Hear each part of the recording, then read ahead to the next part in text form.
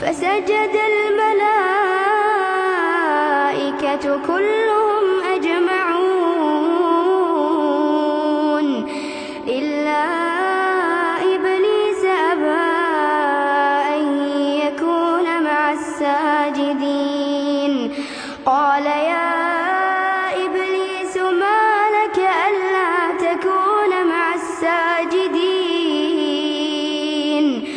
قال لم أكن لأسجد لبشر خلقته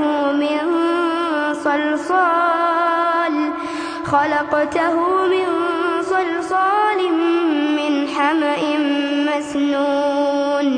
قال فاخرج منها فإنك رجيم وإن عليك اللعنة إلى يوم الدين. قال رب فأنظرني